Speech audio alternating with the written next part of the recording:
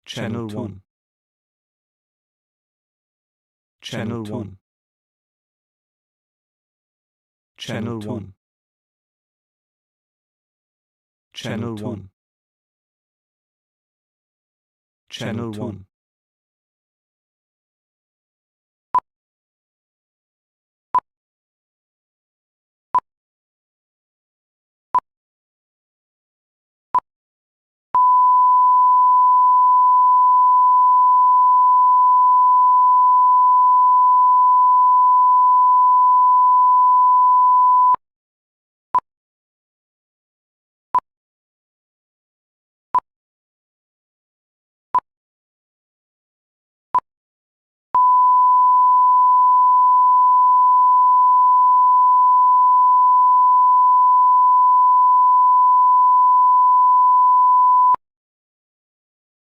Channel 1. Channel 1. Channel 1. Channel 1. Channel 1. Channel 1.